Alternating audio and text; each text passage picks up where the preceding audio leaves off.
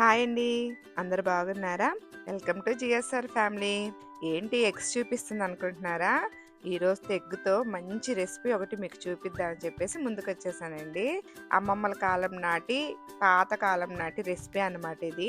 ఇదొచ్చేసి egg పులుసు అంటారండి. అదే కోడిగుడ్ల పులుసు, చింతపండు పులుసు వేసి చేస్తారనమాట. చాలా కమ్మగా ఉంటది. అసలు ఇది తిన్న వాళ్ళైతే ప్రతి ముద్దకి ఆస్వాదిస్తా. అసలు మా అబ్బాయి అయితే చూడండి, అసలు మాటల్లో కొన్ని మాటలైతే చెప్పలేకపోయాడని నేను దాన్ని మ్యూట్ చేసేసాను.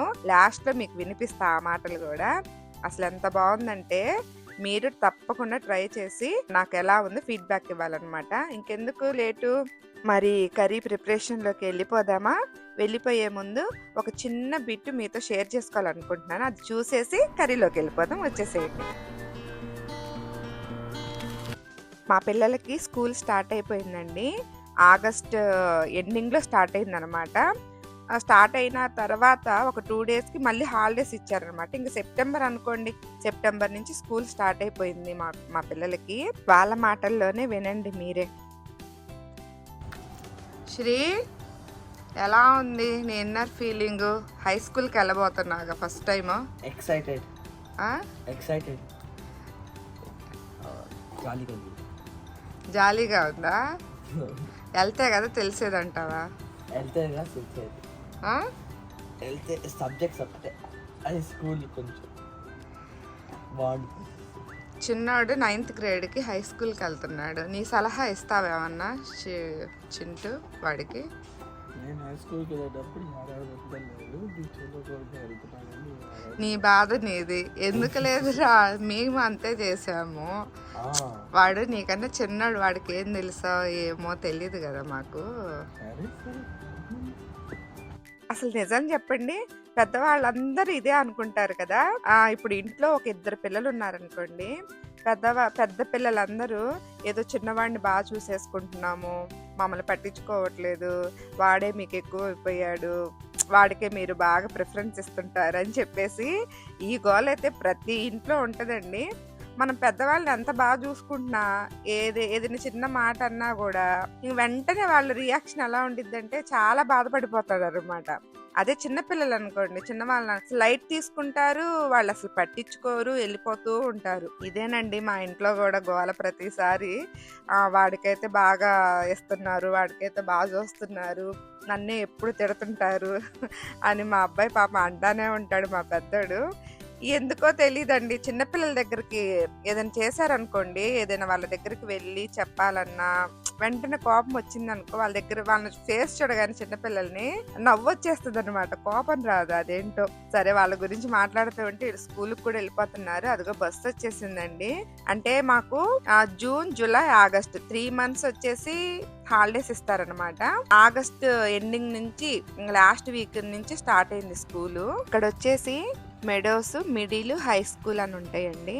మా చిన్న బాబు మిడిల్ స్కూల్ నుంచి హై స్కూల్కి వెళ్తున్నాడు ఈ ఇయర్. అందుకే వాడికి ఆల్ ది బెస్ట్ చెప్తూ అట్లాగా స్కూల్కి పంపించేసాను అనమాట ఇద్దరిని. సరే, వాళ్ళ స్కూల్ గురించి ఈసారి నెక్స్ట్ వీడియోలో డీటెయిల్గా మాట్లాడుకుందాం. ఇంకా ఎగ్ పులుసులోకి స్టార్ట్ అయిపోదామా? ముందుగా స్టవ్ ఆన్ చేసి ఒక గిన్నె పెట్టుకొని హీట్ చేసుకోండి. దానిలో 2 టేబుల్ స్పూన్ ఆయిల్ వేసుకోండి. పులుసులకి ఆయిల్ తక్కువే పట్టుద్దండి. 1.5 టీ స్పూను తాలింపు దినుసులు వేసుకోండి. తాలింపు దినుసులు అందరికి తెలిసిందే కదా. తర్వాత ఒక పెద్ద ఆనియన్ ఒకటల్లా ఫుల్గా కట్ చేసి చిన్న ముక్కలు చేసి దాంట్లో వేసుకోండి.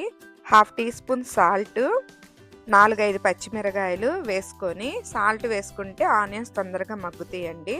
అలా తిప్పుకున్న తర్వాత అల్లం వెల్లుల్లి పేస్ట్ 1.5 టీ స్పూన్ వేసుకున్నానండి. ఆ బిట్టు కట్ అయినట్టుంది, చూసుకోలేదు. అల్లం వెల్లుల్లి పేస్ట్ కూడా వేసుకోండి, ఎక్కువ వేసుకోవద్దు. 1.5 టీ స్పూన్ మాత్రమే వేసుకోండి.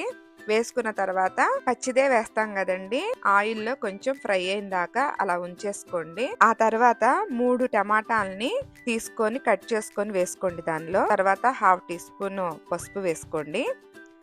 తర్వాత సాల్ట్ చూసి వేసుకోండి, ఆల్రెడీ మనం ఆనియన్లో వేసాం కాబట్టి ఇక్కడ కూడా కొద్దిగా వేసుకుంటున్నాను నేను, మీరు చూసి వేసుకోండి. టమాటాలు, పసుపు, ఉప్పు అన్ని వేసుకున్న తర్వాత ఇలా తిప్పుకొని మూత పెట్టుకొని మీడియం ఫ్లేమ్లో పెట్టుకొని మగ్గించుకోండి. నేను ఆల్రెడీ నిమ్మకాయ సైజ్ అంత చింతపండుని నానబెట్టుకొని గుజ్జు తీసుకుంటున్నానండి. ఇదిగోండి, మూత తీసి చూపిస్తున్నా చూడండి. ఇదిగో ఆల్రెడీ నాకు బాగా మగ్గిపోయిందండి. అడుగంటుకోకుండా మధ్య మధ్యలో తిప్పుకుంటూ చూసుకుంటూ ఉండండి. తర్వాత ఇదిగోండి ఈ చింతపండు గుజ్జుంది కదా, దాంట్లో నేను పోసుకుంటున్నాననమాట. తర్వాత అదిగో అలా తిప్పుకున్న తర్వాత చింతపండు పులుసు మీకు ఎంత కావాలో అంత చూసుకొని వేసుకోండి. నిమ్మకాయ సైజ్ అంత అయితే సరిపోతుందండి. నాకైతే పర్ఫెక్ట్గా సరిపోయింది. ఆ గుజ్జు పోసుకున్న తర్వాత మళ్ళీ మూత పెట్టి కాసేపు దాన్ని మగ్గనివ్వండి. మీడియం సైజులో పెట్టుకొని చూసుకుంటూ ఉండండి, మళ్ళీ అడుగంటుకోకుండా ఉండాలి కదా. ఆ తర్వాత 1 టీ స్పూన్ చిల్లీ పౌడర్ వేసుకున్నానండి. మీరు అంత కారం తినగలిగితే అంత వేసుకోండి. 1/2 టీ స్పూన్ గరం మసాలా కూడా వేసాను. ఆ 2 వేసుకున్న తర్వాత ఇలా తిప్పుకొని చూసారా అసలు పొగ అయితే ఎట్లా వస్తుందో. ఈ పొగకి కెమెరాలో సరిగా కనపడుతుందో లేదో అని అనుకున్నాను నేనైతే. తర్వాత 2 గ్లాసులు వాటర్ అయితే పోసుకున్నానండి. ఆ చింతపండు గుజ్జు కూడా కొంచెం బాగా మగ్గిన తర్వాత 2 గ్లాసుల వాటర్ అయితే పోసుకున్నాను. ఆ పులుసుకి మీకు ఎంత కావాలో క్వాంటిటీ వాటర్ అంత పోసుకోవచ్చు. టేస్ట్ చూసుకోండి. నాకు సాల్ట్ సరిపోలేదు, నేను అందుకే మళ్ళీ సాల్ట్ వేసుకున్నాను. మీరు చూసి వేసుకోండి. వాటర్ పోసుకున్నాక ఇలా మరిగించుకోవాలండి. ఇవి ఒక పక్క మరుగుతూ ఉంటాయి. ఈ లోపల నేను ఆల్రెడీ ముందుగానే బాయిల్ చేసుకున్న ఎగ్స్ పై తొక్కు తీసేసుకొని ఘాట్లు పెట్టుకొని రెడీగా ఉంచుకున్నానండి. నేను ఈ బాయిల్డ్ ఎగ్ని ఇప్పుడు ఈ మరుగుతున్న ఈ చారులో వేసేసుకొని మరిగించుకోవాలి. ఇలా ఘాట్లు పెట్టి వేయటం వల్ల ఆ మరుగుతున్న చారు రసం కూడా ఆ ఎగ్గులోకి వెళ్ళిపోయి మనం తినేటప్పుడు ఆ ఎగ్గు కూడా బాగా మంచి టేస్ట్ వస్తుందండి. ఆ తర్వాత ఒక చిన్న బౌల్లో 1.5 టీ స్పూను శనగపిండి తీసుకోండి. ఈ శనగపిండి వేయటం వల్ల ఆ చారు అనేది కొంచెం చిక్కపడి మంచి ఇంకా టేస్ట్ వస్తుంది అనమాట. ఇవి కొద్దిగా వాటర్ మిక్స్ చేసుకుంటూ కలుపుకోవాలండి. మరీ ఎక్కువ జావ చేసుకోకూడదు, అలాగని గట్టిగా ఉండకూడదు అనమాట. ఉండలు కట్టకుండా స్మూత్ పేస్ట్లా రావాలన్నమాట. అలా వస్తేనే మీకు పేస్ట్ రెడీ అయినట్టండి. ఇదిగో ఇలా ఉండాలన్నమాట. ఇప్పుడు దీన్ని మనం ఈ బాయిల్డ్ చేసుకుంటున్నాం కదండి చారులో కలుపుకుంటూ పోసుకోవాలండి. కలుపుకుంటూ పోసుకోకపోతే లోపల మీకు ఉండకట్టేస్తుంది. శనగపిండి ఏంటంటే హాట్ వాటర్లో కానీ ఇలాగ చారులో ఎప్పుడు వేస్తున్నా కూడా ఉండకట్టేసిద్ది. గెంటతో తిప్పుకుంటూ నిదానంగా పోసుకొని కలుపుకోవాలండి. ఇదిగోండి ఆల్మోస్ట్ నాకు చారు అంతా దగ్గర పడిపోయింది. ఈ స్టేజ్లోనే మీకు ఉప్పు, కారం, పులుపు సరిపోతే మిక్స్ చేసేసుకోండి. ఇదిగోండి లాస్ట్గా నేను ఒక రెమ్మ కరివేపాకు, కొద్దిగా కొత్తిమీర వేసుకొని ఒక్క 5 నిమిషాలు అలా బాయిల్ చేసేసుకొని నేను ఇంకా దగ్గర పడ్డాక ఆఫ్ చేసుకున్నానండి. ఇదిగోండి నా కోడిగుడ్డు పులుసు అయితే ఇట్లా రెడీ అయిపోయింది. ఇలా వేడి అన్నం పెట్టుకొని అలా వేడి చారు పోసుకొని ఆ గుడ్డు నంచుకొని తింటుంటే ఉంటుందండి. అసలు ఇంకెందుకులే, అమృతం అనే చెప్పాలన్నమాట. అద్భుతంగా కుదిరిందండి. అసలు ఎప్పుడు చేసిన ఇదే టేస్ట్ వచ్చిందండి.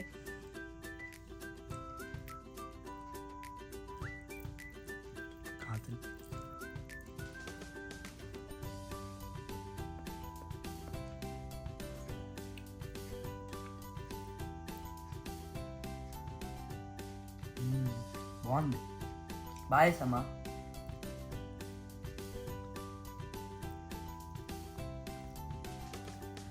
ఉప్పు, కారం అన్నీ సరిపోయినాయా?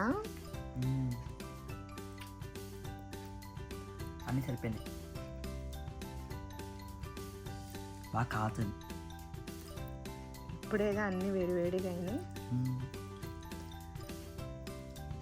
అన్న ఏడి తర్వాత తింటాడా? చూసారు కదా, మా అబ్బాయికి బాగా వేడిగా ఉంది అని అంటే నేను కలిపిచ్చాను అనమాట.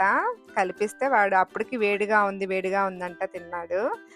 అన్నయ్య వచ్చి నాకు తిందురుగానిలేమ్మ, ఇద్దరు ఆగండి అని అంటే నాకు ఆకలేస్తుంది మా, నాకు పెట్టంటే సరేనని మా చిన్నోడికి ఇంకా కలిపి అలా ఇస్తే తింటా బాగుందని చెప్తా ఉన్నాడు అనమాట.